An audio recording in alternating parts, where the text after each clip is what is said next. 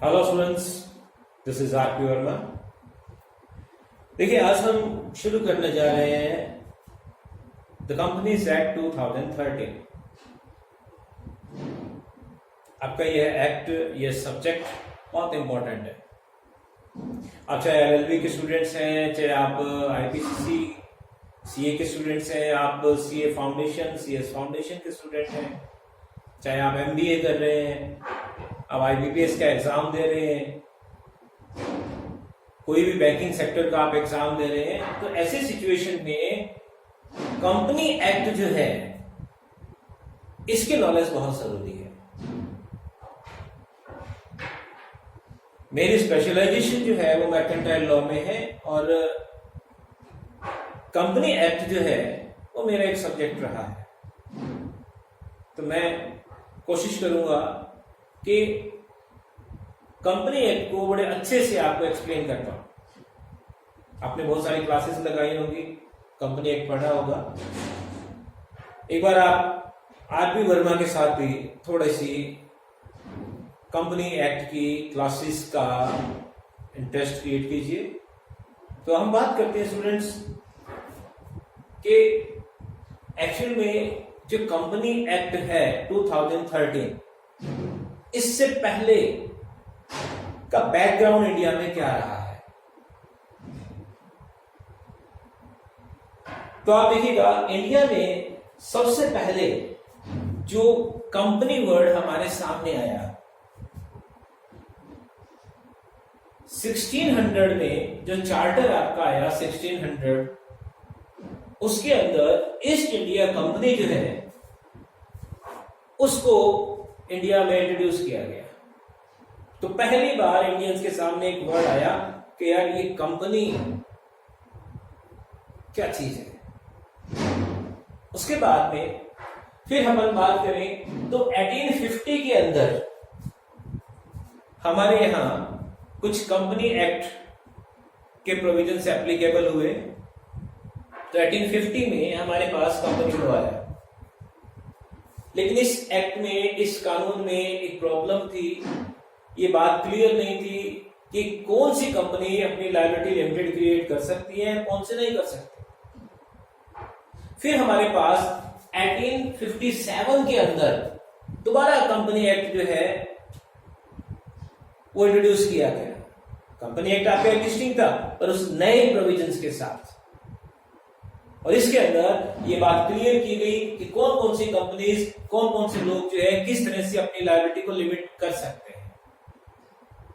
एक हिस्ट्री छोटी सी आपको बता रहा हूं कि जो development of company laws in India है उसको हम किस तरह से समझ सकते हैं। फिर उसके बाद में आप देखिएगा 1860 जो है ये भी कोई एक नया कानून नहीं था। जो आपका 1850 का जो कानून था उसी के अंदर कुछ नए प्रोविजंस आए और हमारा एक डेवलपमेंट का पार्ट बना। तो 1860 के अंदर इंडिया में बैंकिंग सेक्टर और इंश्योरेंस सेक्टर की जो कंपनीज हैं इनको विद न्यू फीचर्स इंट्रोड्यूस किया गया। उसके बाद में इंडिपेंडेंट इंडिया की अगर बात करें तो 1956 का द कंपनीज एक्ट 1956 जो है वो हमारा बना। यूं तो बहुत लंबा चौड़ा जो है वो इतिहास है, लेकिन इंडिया के रेफरेंस में अगर हम बात करें तो मुझे ये कुछ ईयर्स आपके इंपॉर्टेंट लगे। 1600 का, 1850 का, 1857 का, 1860 का, और उसके बाद में 1956 का जो एक्ट था बच्चों हमारा, उसमें भी इतने सारे अमेंडमेंट्स हो गए कि जो मेन एक्ट था उसका एक्चुअल में ऑब्जेक्ट ही चेंज हो गया। तो इससे अच्छा एक नया एक्ट जो है वो आपका 29 अगस्त 2013 को इंट्रोड्यूस हुआ इंडिया में, जिसका नाम है द कंपनीज एक्ट 2013। तो ये बच्चों कई बार कोई ऑब्जेक्टिव टाइप क्वेश्चन पूछ लेते हैं। तो हमारा मेन पर्पस है द कंपनीज एक्ट 2013 के प्रोविजंस क्या है। हम कोई कंपेयर नहीं करेंगे कि पहले क्या कानून होते थे और अब क्या कानून है, क्योंकि इससे हमारा सब्जेक्ट बहुत ज्यादा कॉम्प्लिकेटेड हो जाएगा। एट प्रेजेंट किस तरह के क्वेश्चंस आपसे पूछे जा सकते हैं, या इस सब्जेक्ट की अगर आप प्रिपरेशन करें तो आप किस तरह से कर सकते हैं। तो आप देखिएगा एक चार्ट आपके सामने पड़ा हुआ है। इस चार्ट को अगर हम ध्यान से देखें तो ऐसी सिचुएशन में हमारे सामने सबसे पहले क्वेश्चन अराइज होता है कि जो वर्ड कंपनी है उसका लिटरल मीनिंग क्या है। तो मैं आपको यहां थोड़ा सा एक बार फिर हिस्ट्री में लेकर चलता हूं। कभी किसी टाइम के अंदर जो अंग्रेज थे या जो यूरोपियन कंट्रीज थी, वहां पे जो मर्चेंट्स थे, व्यापारी लोग, वो एक जहाज से दूसरे जहाज में, एक जगह से दूसरी जगह में, इस तरह से उनका बिजनेस का सेटअप था। भाई एक जगह से दूसरी जगह गए, कोई नई जगह मिली, वहां उन्होंने अपना बिजनेस क्रिएट किया। तो मैं एक प्रिजम्पशन क्रिएट कर रहा हूं आपको एक इसका लिटरल मीनिंग समझाने के लिए। भी एक बहुत बड़ा जहाज है, एक शिप, और वहां पे बहुत सारे जो रूम्स बने हुए हैं उसके अंदर, उनमें एक डाइनिंग हॉल भी है।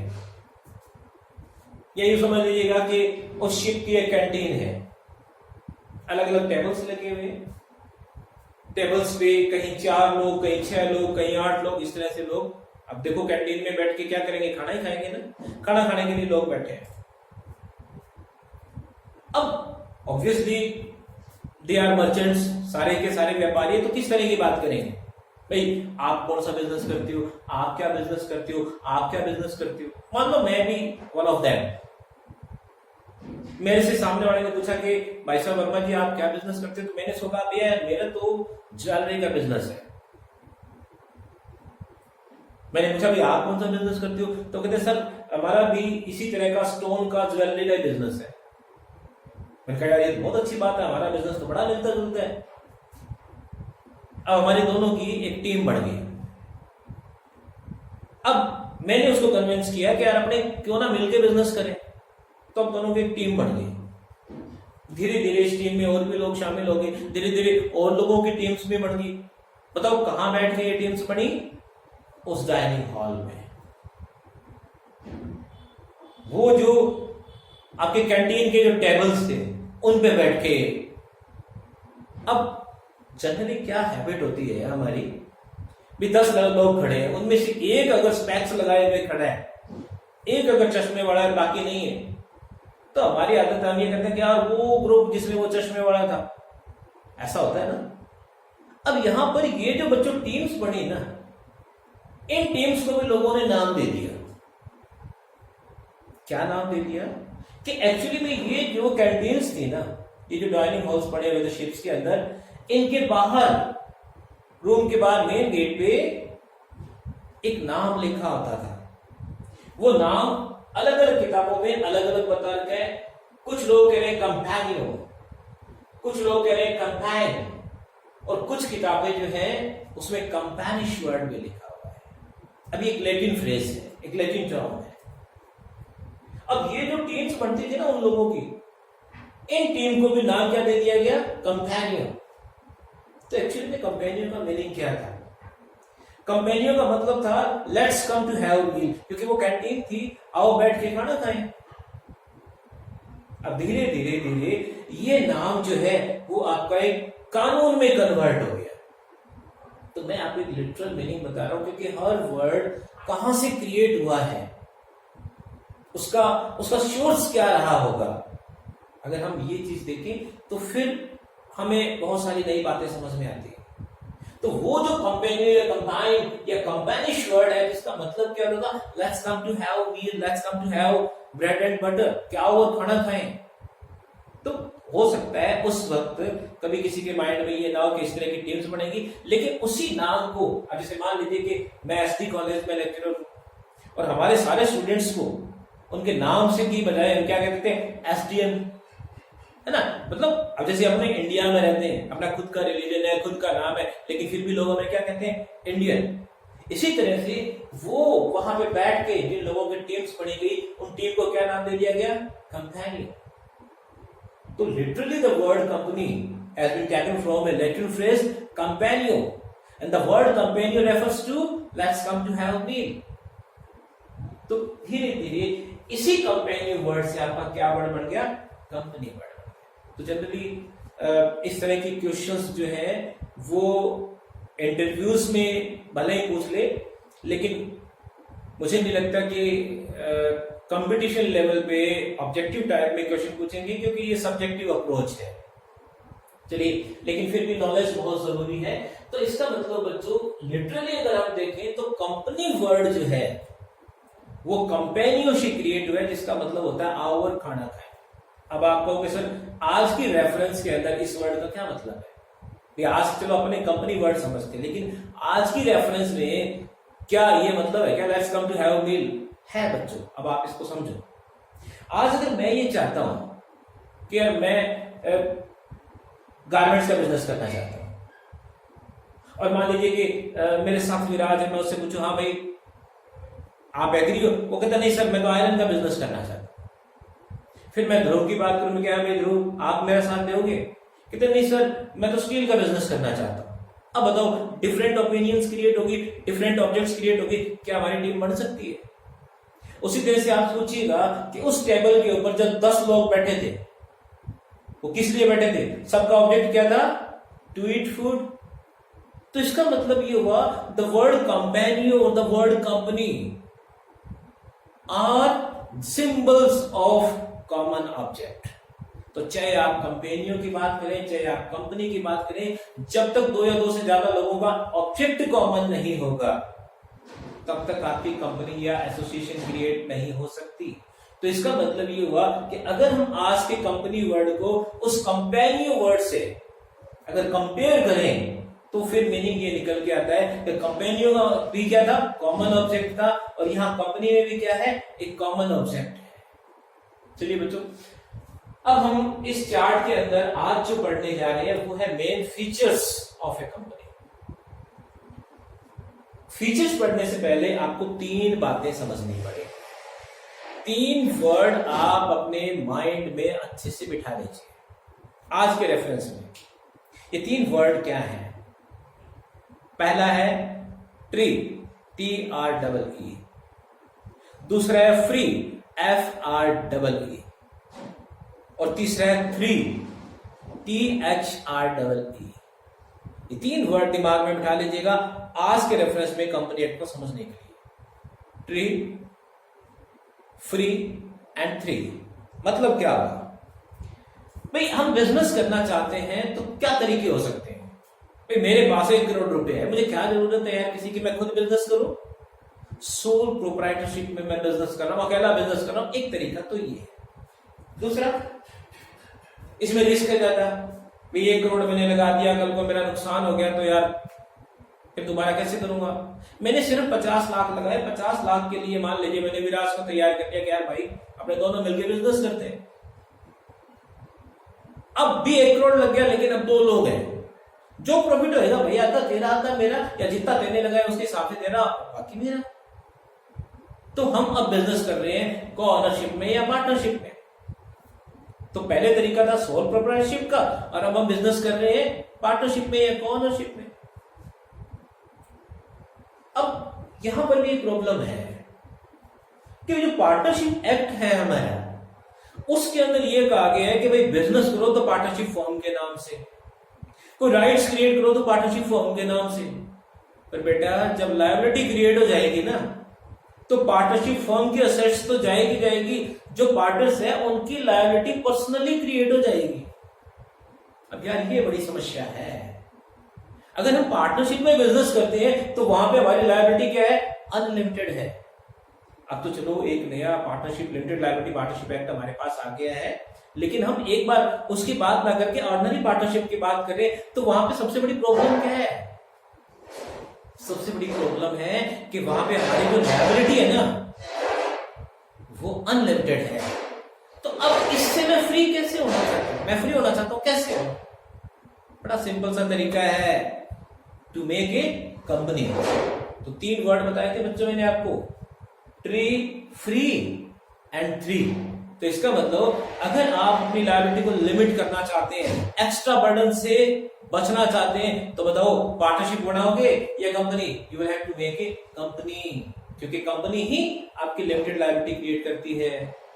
तो पहला वर्ड आपको समझ में आ गया आज के रेफरेंस में, if you want to limit your liability, if you want to limit your liability, or I can say if you want to become free from extra burdens, then you will go with the companies।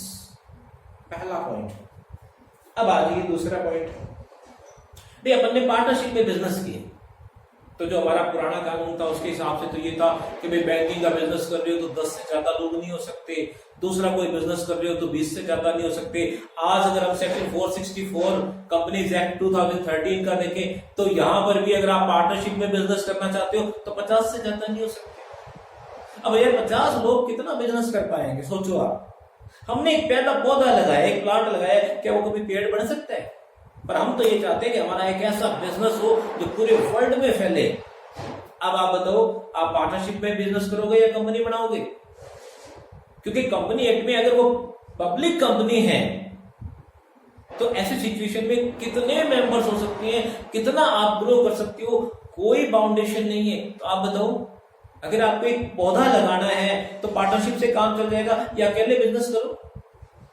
लेकिन अगर आप उस पौधे को पेड़ बनाना चाहते हो तो you will have to go with the companies. तो एक वर्ड मैंने आपको समझाया फ्री और दूसरा मैंने आपको समझाया ट्री। अब आइए बच्चों बात करते हैं तीसरे वर्ड की, दैट इज ट्री। तो generally everybody knows that there are two types of companies, one is a public company and other is a private company. But the Companies Act 2013 provides a new concept, one person company। एक अकेला person भी एक company create कर सकता है। आज अगर मैं ये चाहता हूं कि कोई मेरे साथ ना हो, मैं अकेला बिजनेस करना चाहता हूं और वो भी कंपनी के थ्रू, तो मैं वन पर्सन कंपनी क्रिएट कर सकता हूं। तो आज की तारीख में public company, private company and one person company, three types, main three types आपके होंगे कि नहीं होगी? तो ध्यान रखिएगा, ट्री, फ्री एंड थ्री।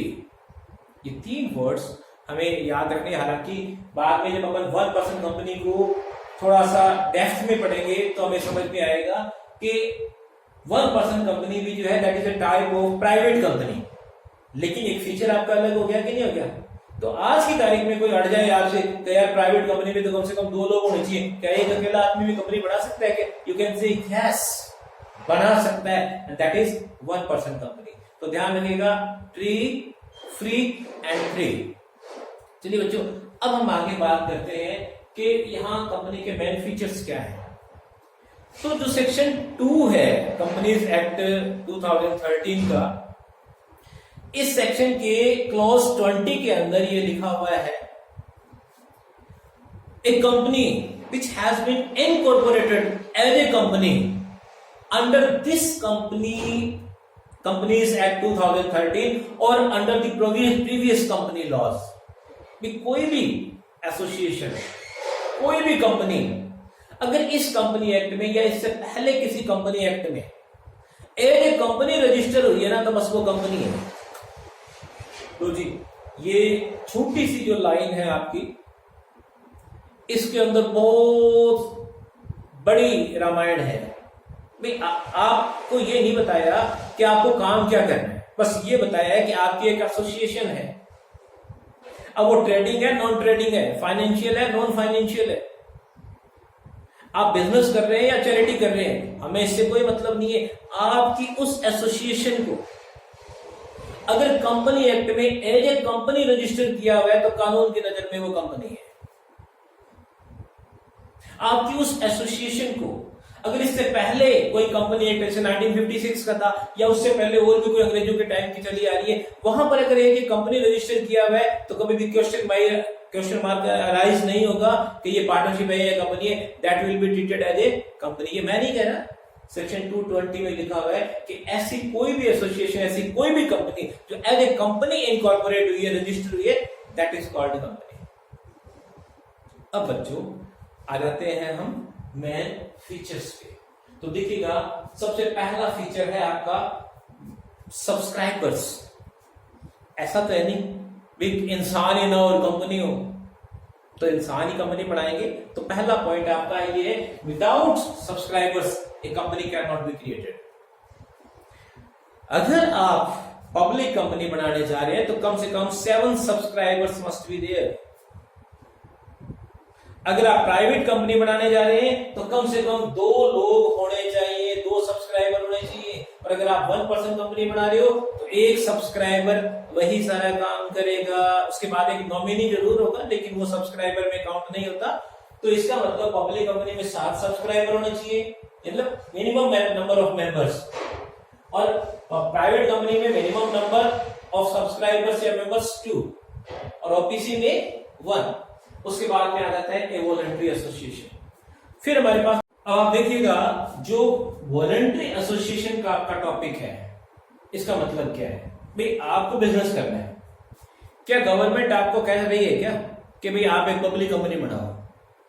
क्या गवर्नमेंट आपको ये कह रही है कि नहीं आप एक प्राइवेट कंपनी बनाओ? ये आपकी मर्जी है भाई। आप एक पब्लिक कंपनी क्रिएट कर रहे हो, आप एक प्राइवेट कंपनी क्रिएट कर रहे हो, आप 1% कंपनी क्रिएट कर रहे हो, ये तो एक वॉलंटरी एसोसिएशन है, ये तो एक स्वैच्छिक संगठन है। आपके ऊपर कोई प्रेशर नहीं है कि आप इस तरह की कंपनी बनाओ। तो इसका जो एक इंपॉर्टेंट फीचर है किसी भी कंपनी का कि ये वॉलंटरी एसोसिएशन, कोई इंपोज्ड ऑब्लिगेशन नहीं है आपके ऊपर कि आपको कंपनी बनानी है। लेकिन यहां पे आप देखिएगा मैंने एक सेक्शन लिखा है, section 464 of the companies act 2013। बच्चों आप यहाँ पर मैं बता दूं, बहुत सारी किताबें जब आप पढ़ोगे तो साथ के साथ में आपको कंपनीज एक्ट 1956 मिलेगा। तो अब वो जो किताबें आपको मिलेंगी या वो जो नोट्स आपको मिलेंगे ना, वो तब के हैं जब आपका 2013 का एक्ट इंट्रोड्यूस हुआ था। तो उसमें क्या था, एक छोटी सी प्रॉब्लम थी कि सारा ये जो एक्ट हुआ था ना इंट्रोड्यूस, ये सारा का सारा एक साथ नहीं हुआ, क्योंकि ये आपका 29 अगस्त 2013 को पास हुआ था। तो सेक्शन 1 तो उसी दिन एप्लीकेबल हो गया था, पर कुछ सेक्शंस इसके 12 सितंबर 2013 को हुए, फिर आपका 1 अप्रैल 2014 को, तो ये पार्ट्स के अंदर रिलीज हुआ था। तो इसलिए बहुत सारी किताबों के अंदर आपको 1956 के प्रोविजन साथ में मिलेंगे, लेकिन आज की तारीख में आपको 1956 का कोई प्रोविजन पढ़ने की जरूरत नहीं है, उसके साथ किसी तरह का कोई कंपैरिजन करने की जरूरत नहीं है। अगर करोगे तो कंफ्यूज हो जाओगे।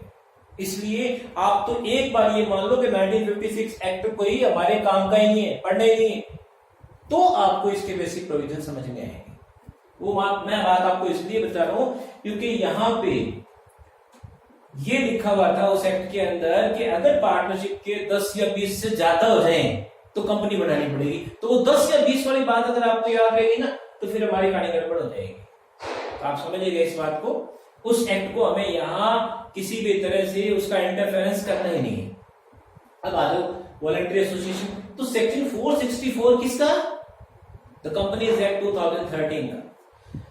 2013 का जो एक्ट था बच्चों, उसके अंदर इनिशियली ये लिखा हुआ था कि कोई भी एसोसिएशन इंक्लूडिंग ए partnership other than Hindu undivided family, अगर कोई एसोसिएशन है जिसमें पार्टनरशिप इंक्लूड है, अगर उसके नंबर ऑफ मेंबर्स 100 से ज्यादा हो जाएं, तो भाई आपके पास और कोई रास्ता नहीं है, आपको कंपनी बनानी पड़ेगी। तो एक तरफ तो मैं आपको ये कह रहा हूं कि ये वॉलंटरी एसोसिएशन आप बढ़ाओ चाहे ना बढ़ाओ आपकी मर्जी, पर 464 एक रेस्ट्रिक्शन क्रिएट कर रहा है। ये कह रहा है कि अगर आपकी पार्टनरशिप है या कोई और एसोसिएशन है जिसमें आप बिजनेस कर रहे हो और वहां नंबर ऑफ मेंबर्स 100 से ज्यादा है, तो बेटा कंपनी बना लो, अदरवाइज आपका बिजनेस नहीं चलेगा। That will be termed as illegal association, उसको अवैध संगठन मान लिया जाएगा। 2014 में इसी सेक्शन में एक फिर चेंज हुआ, एक अमेंडमेंट हुआ और ये कह दिया गया कि अब कोई भी एसोसिएशन, कोई भी पार्टनरशिप, अगर उसके नंबर ऑफ मेंबर्स 50 से ज्यादा है, then you will have to turn your association or partnership into a company, otherwise it will be treated as illegal association और 1 लाख रुपए तक का इसमें जुर्माना फाइन भी है। तो समझ लीजिएगा बच्चों, एक तरफ तो हमारा कानून ये कहता है कि ये वॉलंटरी एसोसिएशन, पर 464 ये कहता है भाई वॉलंटरी एसोसिएशन तभी तक है जब तक आपकी कोई पहले से कोई एसोसिएशन या कोई पार्टनरशिप चल रही है, उसके नंबर ऑफ मेंबर्स 50 से ज्यादा ना हो। अगर 50 से ज्यादा हो गए तो आपको कंपनी बनानी पड़ेगी, अदरवाइज हम आपको कंपेल नहीं करते कि आप कंपनी ही बनाओ। तो ये ध्यान रखिएगा, आज की तारीख में कोई भी पार्टनरशिप, कोई भी एसोसिएशन अगर बिजनेस कर रही है और उसके नंबर ऑफ मेंबर्स 50 से ज्यादा हैं तो आपको कंपनी बनानी पड़ेगी, ठीक है। लेकिन अगर आप हिंदू अनडिवाइडेड फैमिली के बिहाफ पे बिजनेस कर रहे हैं तो आपका सेक्शन 464 एप्लीकेबल नहीं होगा। अब आइए नेक्स्ट करते हैं एन इनकॉर्पोरेटेड बॉडी। भाई यह इसका बड़ा सिंपल सा मतलब है, ये बात हम पहले भी डिस्कस कर चुके हैं कि कंपनी जो है वो एक इनकॉर्पोरेटेड बॉडी है। अब बच्चों देखिए यहाँ इनकॉर्पोरेटेड का मतलब क्या है, आप सिंपली इसको समझ लीजिएगा रजिस्टर्ड। भाई एक कंपनी रजिस्ट्रार है, उनके पास एक रजिस्टर रखा हुआ है जिसमें वो एंट्री कर देते हैं कि साहब ये एक फला नाम की कंपनी है। तो इसका मतलब ये एक ऐसी एसोसिएशन है जो हर हाल में रजिस्टर्ड होगी। इसका मतलब ये हुआ कि अगर आप ये कहो कि साहब ये कंपनी है तो 101% वो क्या होगी, रजिस्टर्ड होगी, किसी ना किसी स्टेट के अंदर, किसी ना किसी कंट्री में वो रजिस्टर्ड होगी। इसका मतलब ये हुआ कि आप अगर कोई कंपनी वर्ड यूज करते हैं और ये कहते हैं कि साहब ये लोग रजिस्टर्ड ही नहीं है, जैसे पार्टनरशिप में होता है, जो आपका ऑर्डनरी पार्टनरशिप एक्ट है वो रजिस्ट्रेशन जरूरी नहीं मानता, तो आप कहते हो साहब ये कंपनी है लेकिन रजिस्टर्ड नहीं है, then it is impossible. Company क्या है, एक इनकॉर्पोरेटेड बॉडी है। इसका मतलब अगर आप एक कंपनी रन कर रहे हैं तो वो कंपनी एक्ट के अंदर हर हाल में रजिस्टर्ड होगी ही होगी, ये इसका फीचर है। उसके बाद में आप आ जाओ सेपरेट लीगल एग्जिस्टेंस। अगर हम ये कहें कि सारे फीचर्स भूल जाओ और एक ऐसा फीचर जो आपको हमेशा माइंड में रखना है, that is separate legal existence. तो कई बार बच्चों एक स्टेटमेंट आ जाता है कि company is a legal person having separate legal existence, कि कंपनी एक विधिक व्यक्ति है जिसका पृथक अस्तित्व है। अब इसका क्या मतलब होगा, यूं समझ लीजिए कि जितने दूसरे एसोसिएशंस हैं आपके, अगर कंपनी एक्ट उन बाकी एसोसिएशन से डिफर है, अलग है, तो वो है सिर्फ और सिर्फ इस एक फीचर की वजह से। अब यहां पे इस बात को हम यूं समझते हैं, तो मैं आपको पहले कुछ केसेस बताऊंगा, फिर वापस इसका इस मीनिंग पे लेके आऊंगा। Separate legal existence. एक मां एक बच्चे को जन्म देती है ना, उसके बाद में भगवान ना करे उस माता की अगर डेथ हो जाए तो क्या बच्चा भी साथ में चला जाएगा? सोचने वाली बात है ना। तो 10 लोगों ने मिलकर कंपनी बनाई है और वो 10 के 10 लोग जो हैं उनकी डेथ हो गई है, तो क्या कंपनी चलती रहेगी? अब अगर आपको के साथ कंपनी तो बंद हो जाएगी, तो इसका मतलब ये कंपनी और इसके मेंबर्स हैं, इनका कोई डिफरेंट एग्जिस्टेंस नहीं है, एक ही है। और अगर कहो कि नहीं साहब 10 क्या है, सारे के सारे बच जाए तो भी कंपनी रन होती रहेगी, इसका मतलब मेंबर्स अलग है और कंपनी अलग है, यही मतलब। अब अपन बात करते हैं, देयर आर 3 इंपॉर्टेंट केसेस। एक केस है बच्चों Solomon versus Solomon and company limited, 1897 का मामला है। और लॉर्ड मैकनॉटन, याद रखिएगा लॉर्ड मैकनॉटन, क्योंकि बहुत बार ये क्वेश्चन पूछा जा चुका है कि Solomon and Solomon company limited के मामले में जो जस्टिस थे वो कौन थे। अब इस मामले के फैक्ट्स अगर आप समझ लीजिए तो इसके अंदर क्वेश्चन यही था हमारे सामने, whether company and its members are two different have two different existence or they can be treated as one। तो यहां पे देखिएगा फैक्ट्स थोड़े से आपको समझने पड़ेंगे। एक भाई था सोलोमन, शूज बनाने का उसका काम था, शूज बनाता, बड़ा अच्छा कारीगर था। और कुछ लोगों की जो कंपनीज ऑलरेडी चल रही थी वो लोग उसके शूज ले लेते और अपना ठप्पा लगा के आगे बेच देते। अब आप जैसे किसी भाई ने सोलोमन को ये कहा कि आप तू अपनी खुद की कंपनी क्यों नहीं बना लेता? लो जी, भाई ने क्या किया, अपनी खुद की कंपनी बना ली।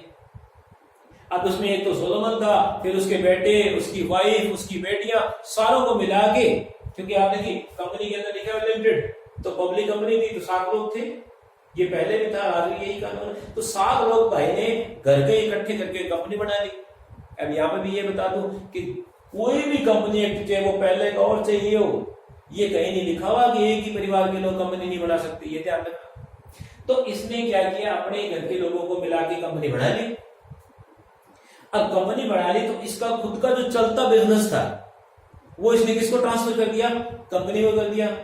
अब कंपनी ने इसको क्या ट्रांसफर किया, कंपनी ने, इसने जो सारा बिजनेस था वो कोई 30,000 पाउंड के अंदर ट्रांसफर किया, 30,000 पाउंड में। और कंपनी इसको बदले में क्या दे रही है, कंपनी इसको 20,000 के तो शेयर्स दे रही है, 20,000 पाउंड के शेयर्स दे रही है। और 10,000 पाउंड जो है उसके इसको डिवेंचर्स इश्यू कर दिए कंपनी ने। इसने तो बिजनेस दिया और कंपनी की तरफ से शेयर्स और डिवेंचर्स आए। और डिवेंचर्स में समझिएगा दो तरह के डिवेंचर्स होते हैं मोटे मोटे, एक होता है सिक्योर्ड और एक होता है अनसिक्योर्ड। जैसे मान लो मैं आज किसी से पैसा उधार लेता हूं और बदले में अपनी कोई प्रॉपर्टी मॉर्गेज कर देता हूं, तो सामने वाला सिक्योर्ड हो गया, और अगर मैं ऐसा नहीं करता हूं तो सामने वाला अनसिक्योर्ड हो गया। तो यहां पर कंपनी ने इसको 10,000 पाउंड के जो डिवेंचर इश्यू किए बदले में प्रॉपर्टी और मॉर्गेज कर दी। तो इसका मतलब सोलोमन कंपनी ने सोलोमन को जो डिवेंचर इश्यू किए थे वो सिक्योर्ड थे। अब थोड़े से और पैसों की जरूरत पड़ी तो कंपनी ने 7,000 के कुछ अनसिक्योर्ड डिवेंचर इश्यू कर दिए किसी मिस्टर एक्स को। तो इसका मतलब कंपनी की जो टोटल लायबिलिटीज थी 20,000 के तो शेयर्स दिए हुए थे, कल को ये पैसे देने हैं वापस, इसके अलावा 10,000 के सिक्योर्ड डिवेंचर इश्यू हुए, ये पैसे देने हैं वापस कल को जब भी कंपनी बंद होती है, और 7,000 की जो देनदारियां थी वो अनसिक्योर्ड थी। साल के अंदर ही सोलोमन भैया ने डिसाइड कर लिया कंपनी नहीं चलानी। अब घर के लोग थे, कोई प्रॉब्लम थी नहीं, भाई ने मीटिंग की और कंपनी को वाइंड अप कर दिया। अब वाइंड अप कर दिया तो कंपनी की सारी एसेट्स बेच के उसको लिक्विडिटी में चेंज करो, और फिर जिन लोगों के पैसे देने उनके पैसे दो, तो ये तो कंपनी बंद होगी ना। तो कंपनी, इन लोगों ने मिलकर कंपनी बंद कर दी। अब बात आती है कि देनदारियां क्या है। तो यहां पे जो सिक्योर्ड क्रेडिटर था वो खुद सोलोमन था, और जो अनसिक्योर्ड क्रेडिटर था वो आपका एक्स था। तो अब कंपनी किसको पे करे, तो कंपनी की जो टोटल असेट्स है वो सारी की सारी 6,000 पाउंड की निकली भाई। अब क्या करें, तो कंपनी ने क्या किया, सोलोमन जो सिक्योर्ड डिवेंचर होल्डर था उसको 6,000 के 6,000 दे दिए। अब वो बेचारा जो अनसिक्योर्ड था ना वो कोर्ट पहुंच गया कि ये क्या कहानी है भाई, कंपनी बनाने वाले भी ये लोग, कंपनी चलाने वाले भी ये लोग, कंपनी बंद करने वाले भी ये लोग, तो यहां पर ये लोग कैसे डिवेंचर होल्डर हो सकते हैं, ये तो कंपनी के मालिक है। तो यहां पे कोर्ट ने लॉर्ड मैकनाटन जो है वो कहते हैं एक बात बता एक्स को कहा कि अगर सोलोमन मर जाता तो क्या ये कंपनी बंद हो जाती। तो यहां पे एक्स का जो वकील है उसने कहा साहब कंपनी बंद कैसे हो जाती, कंपनी तो चलती रहती।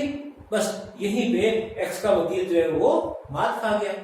तो इसका मतलब क्या हुआ, इसका मतलब ये हुआ कि कंपनी और सोलोमन दोनों क्या है, अलग अलग है भाई। अब लो अगर अप्लाई करें तो सबसे पहले कंपनी किसको पे करेगी, सिक्योर्ड को या अनसिक्योर्ड को, सिक्योर्ड को करेगी, और सिक्योर्ड कौन था, सोलोमन था। तो इसलिए कंपनी ने पहले किसको पे कर दिए, सोलोमन को कर दिए। अगर एक्स भी सिक्योर्ड होता तो बात अलग थी।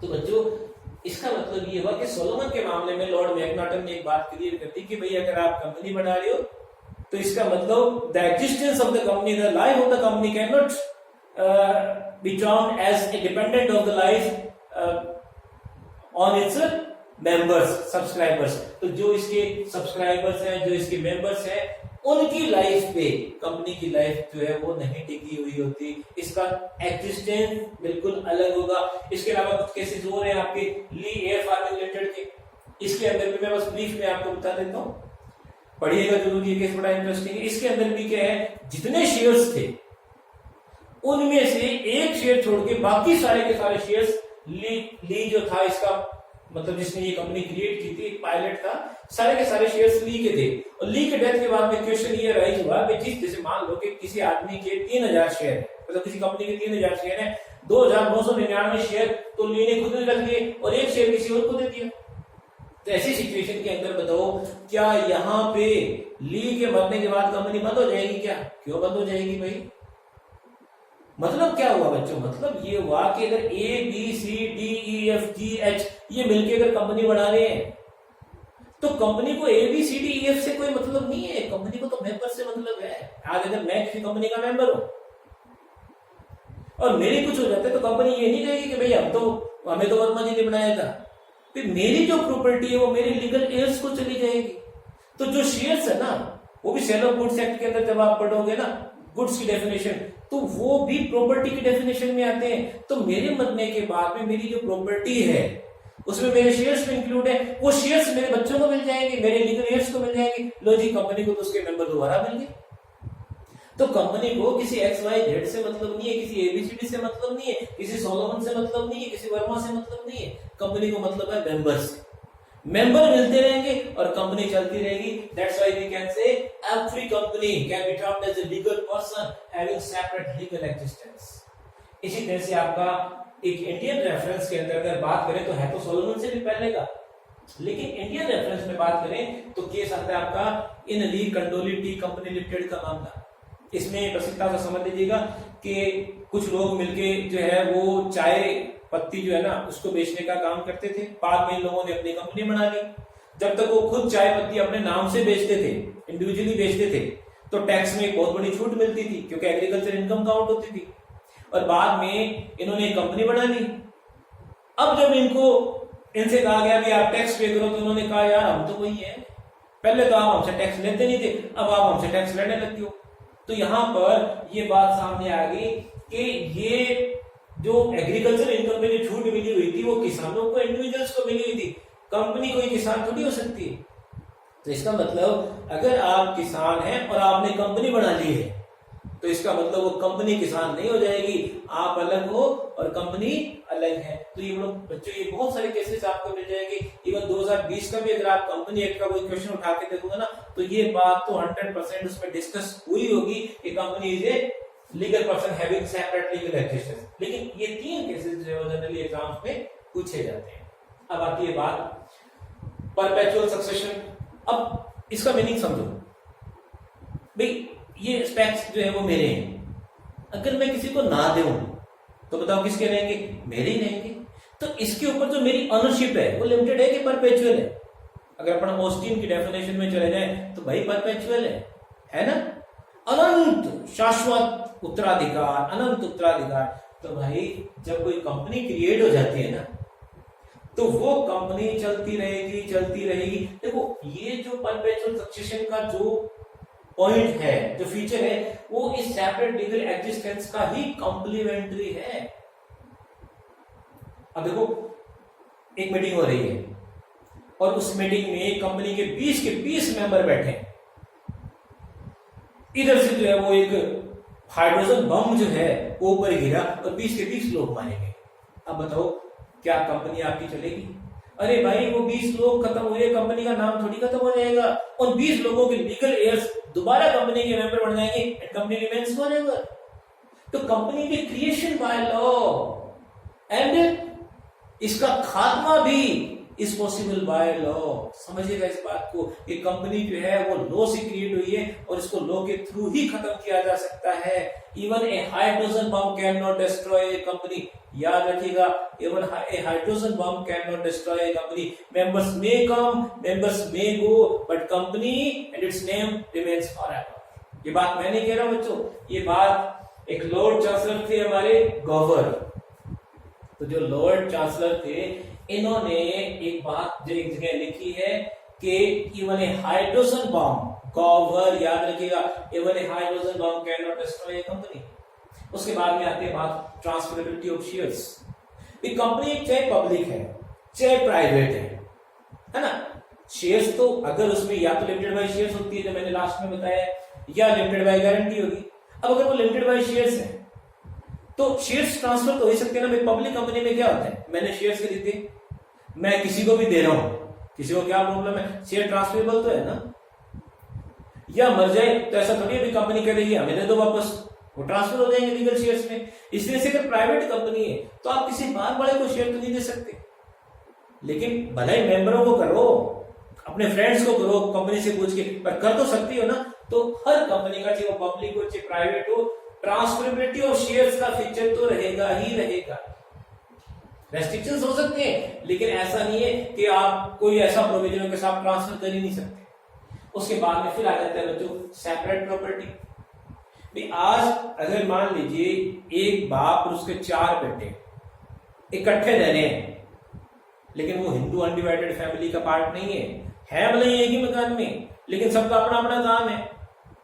अब बताओ किसी बेटे ने अगर कोई प्रॉपर्टी खरीदी अपने पैसों से, तो उस पर फादर ये कह सकते हैं क्या मेरी है? तो मतलब फादर साहब ने जो खरीदी है वो फादर की है, और बच्चों ने जो खरीदी है वो बच्चों की है, क्योंकि वो कोई जॉइंट फैमिली थोड़ी है या कोई एक सिंगल बिजनेस थोड़ी है, सबका अपना अपना काम।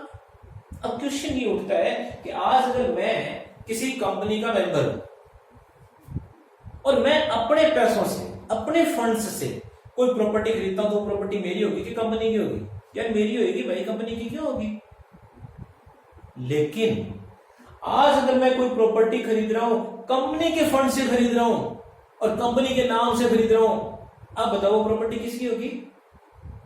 क्या वो प्रॉपर्टी मेरी होगी? भले ही सारी मेहनत मेरी लगी है, सारा दिमाग मैंने लगाया है, लेकिन पैसा कहां से निकला है? कंपनी के फंड से। किसके ब्याज पे खरीदी है? कंपनी के नाम से। तो प्रॉपर्टी किसकी होगी? कंपनी की होगी। अब यहाँ पे एक केस मैंने पढ़ा, बच्चा एफ गजदर वर्सेस CIT, ये 1955 का एक केस है बच्चों, मिल जाएगा आपको।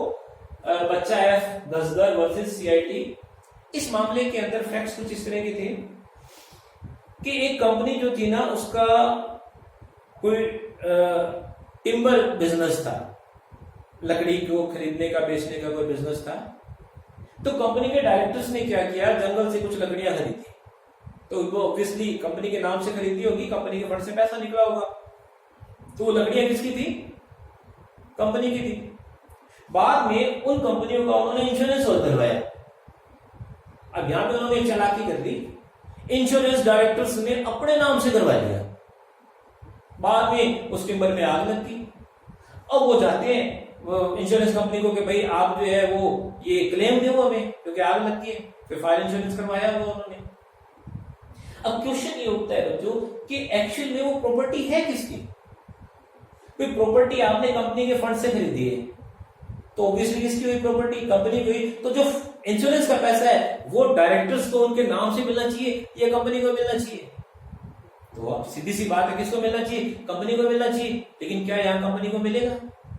तो अब जो डायरेक्टर्स है उन्होंने अपने नाम से करवा लिया, जबकि वो प्रॉपर्टी उनकी थी नहीं, तो वो तो वैसे मारे गए, कोई क्लेम नहीं मिला। और कंपनी के नाम से कोई इंश्योरेंस हुआ नहीं, तो कंपनी को वैसे नहीं मिला।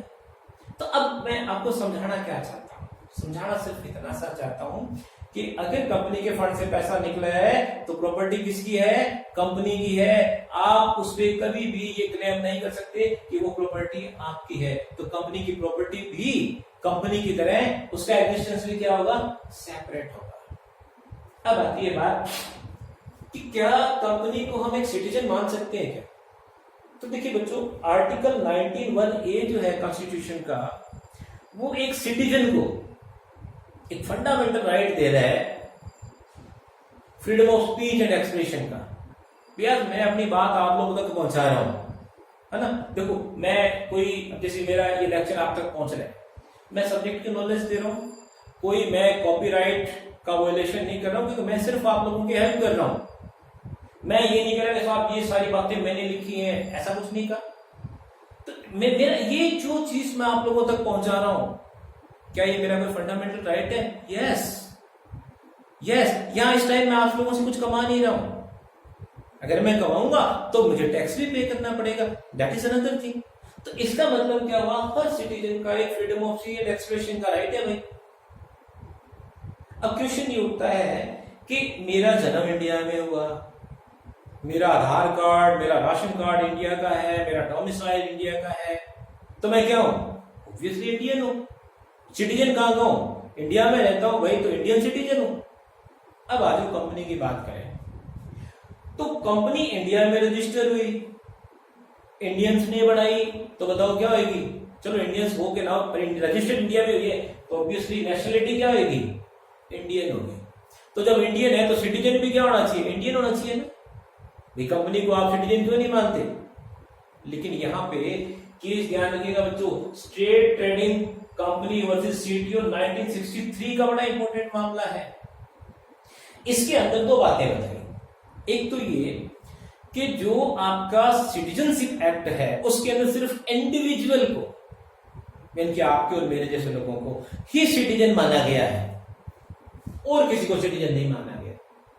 और दूसरी बात ये कि कंपनी तो एक आर्टिफिशियल पर्सन है, वो तो एक लीगल पर्सन है, क्रिएटेड बाय लॉ है, क्रिएटेड बाय ह्यूमन बीइंग्स नहीं है।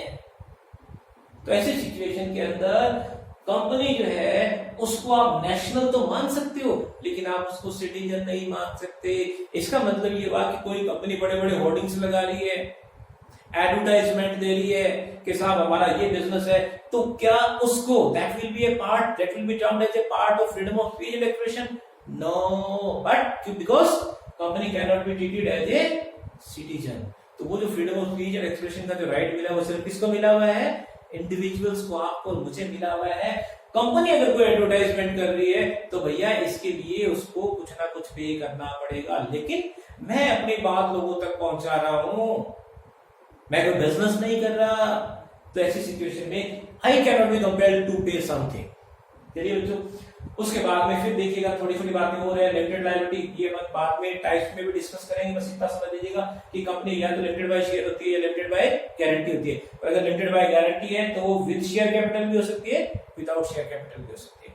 फिर पब्लिक प्राइवेट कंपनी, ये भी मैंने आपको शुरू में बात बता दी। यहां पे सिर्फ आप इतना सा समझिए कि कंपनी चाहे पब्लिक हो चाहे प्राइवेट हो, बिजनेस तो पब्लिक में ही रहेगा ना। फर्क सिर्फ इतना सा है कि आज अगर पब्लिक कंपनी है तो जो इन्वेस्टमेंट है ना वो हम किसी से भी ले सकते हैं। इसका मतलब इवन जो मेंबर्स हैं वो भी उसी रास्ते से आएंगे जिस रास्ते से पब्लिक आ रही है।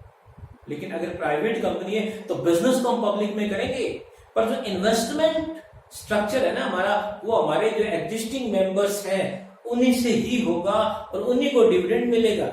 कोई आउटसाइडर हमारी कंपनी में इन्वेस्टमेंट के लिए नहीं आ सकता। बिजनेस ऑब्वियसली हम किसके साथ करेंगे?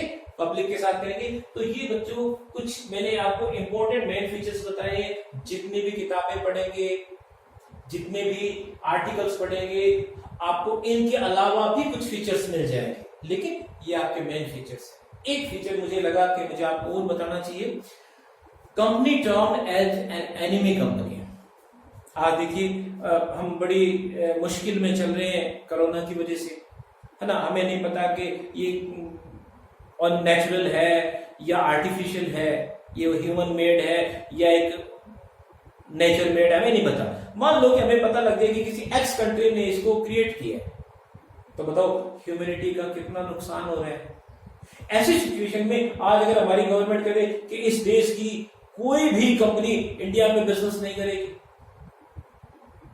ऐसी सिचुएशन के अंदर अगर हमारे शेयर्स उस कंपनी में है, अगर हमारा इन्वेस्टमेंट उस कंपनी के अंदर है, तो ऐसी सिचुएशन में अगर उस कंपनी को हमारी गवर्नमेंट या हमारी जुडिशरी कह दे कि आप इसके साथ कोई लेना देना नहीं रखना, तो ऐसी सिचुएशन में वो क्या होगी? एक एनिमी कंपनी होगी कि नहीं होगी?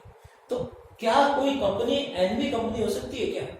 एक तरफ तो आप ये कह रहे कि एक आर्टिफिशियल पर्सन है, तो फिर जब आर्टिफिशियल पर्सन है तो खुद का दिमाग तो हो नहीं सकता, दिमाग तो डायरेक्टर्स का होगा। तो जब दिमाग नहीं है तो हार्ट कहां से होगा? और जब हार्ट नहीं है तो कोई आपका फ्रेंड या एनिमी कैसे हो सकता है? लेकिन केस ध्यान रखिएगा, Daimler company limited versus continental tyre and rubber company limited. तो डैमलर कंपनी लिमिटेड के मामले में इसके फैक्ट्स पढ़ लेना, बड़ा इंटरेस्टिंग है। इस मामले में ये बात क्लियर हो गई थी कि अगर कंपनी का आपने जो इन्वेस्टमेंट किया है जिस कंपनी में, उसका पैसा किसी ऐसे कंट्री में जा रहा है जो आपके एनिमी है, जैसे इंग्लैंड और जर्मनी का ये मामला था, आप पढ़िएगा इसको। तो पैसा अगर किसी दुश्मन देश में जा रहा है तो वो कंपनी उसी देश की है, भले ही वो आपके यहाँ रजिस्टर्ड हुई है, लेकिन पैसा वहां जा रहा है, तो that can be termed as an enemy company. एक फीचर और देखिएगा, सेक्शन 135, ये बड़ा इंपॉर्टेंट फीचर है आपका, इस पे क्वेश्चन खूब मिल सकते हैं अपने को भी। जनरली कोई भी कंपनी अगर चैरिटी का काम करना चाहती है तो उसको अपने मेमोरेंडम में ये बात लिखनी पड़ेगी, उसको अपने प्रोस्पेक्टस में ये बात लिखनी पड़ेगी। पर ये बच्चों जो 2013 का कानून है ना, इसका जो सेक्शन 135 है, ये कह रहा है भाई अगर आपके पिछले 3 सालों के जो टर्नओवर हुई है है ना, उसका 2% तक आपको चैरिटी में या सोशल अफेयर्स में इन्वेस्ट करना ही करना है। तो आपका सेक्शन 135 एक कंसेप्ट आपको दे रहा है जिसपे अलग से क्वेश्चन आपको मिलेगा, कॉर्पोरेट सोशल रिस्पॉन्सिबिलिटी। तो पहले ये एक डायरेक्शन थी, आप करो बहुत अच्छी बात है, ना करो तो कोई कंपल्सन नहीं थी, लेकिन अब 2% तक की कंपल्सन है। ये थोड़ा सा अच्छे से पढ़ लीजिएगा, 135 का आपका CSR की कंसेप्ट है, कॉर्पोरेट सोशल रिस्पॉन्सिबिलिटी। तो ये बच्चों मैंने कोशिश की है मेरी तरफ से आपको कंपनी एक्ट के मेन फीचर्स समझाने की। कल मैं आपको वेरियस टाइप्स ऑफ कंपनी जो है वो समझाऊंगा। अब जो हमारे पास कंपनी एक्ट है उसके अंदर 29 चैप्टर्स है, 470 सेक्शंस है और 7 शेड्यूल्स है। और ये बात ध्यान रखिएगा बच्चों, it is a dynamic law. 2013 के बाद में आज तक भी इसमें बहुत सारे अमेंडमेंट्स हो चुके हैं। तो मेरी कोई बात आप लोगों तक पहुंचे, इन बिटवीन भी कोई अमेंडमेंट हो सकता है। तो अगर आपको कंपनी एक्ट पे पूरी पकड़ क्रिएट करनी है तो आप, अगर आप CS के स्टूडेंट हैं तो ध्यान रखिएगा आपको इसके साथ साथ में SEBI, security exchange board of India 1992 का जो आपका एक्ट है, यानी कि सेबी के जो प्रोविजंस है उनको भी आपको ध्यान में रखना पड़ेगा। Ministry of corporate affairs MCA जिसको अपन बोलते हैं, उसके क्या रेगुलेशंस क्रिएट हो रहे हैं, स्टॉक एक्सचेंज के रिगार्डिंग क्या बात हो रही है। तो ये एक बहुत ही यूं समझ लीजिएगा एक जाल है कॉर्पोरेट नेट। लेकिन अगर हम LLB के स्टूडेंट्स हैं या हम किसी कंपटीशन लेवल पे जा रहे हैं तो आपको इतना परेशान नहीं किया जा सकता। वहां पे अगर आपको बेल कंपनी एक्ट 2013 के प्रोविजंस याद है तो भी आपका काम बहुत अच्छे से चलेगा। तो मैं RB वर्मा, असिस्टेंट प्रोफेसर सेठ GL बिहाड़ी, ST law PG college Shri Ganganagar, उम्मीद करता हूं कि आपको कुछ हेल्प हुई होगी। रिक्वेस्ट सिर्फ यही है बच्चों आपसे कि ये मेरी 26 जो है वो वीडियो मैं आज अपलोड करूंगा, तो आप प्लीज कोशिश कीजिएगा सब्सक्राइब करने की, व्यूअर्स बढ़ाने की, ताकि मुझे भी लगे कि मेरे इतने स्टूडेंट्स जो हैं वो, मैं इतने स्टूडेंट्स हैं और मैं इतने लोगों की हेल्प कर पा रहा हूँ। Thank you students, thank you very much.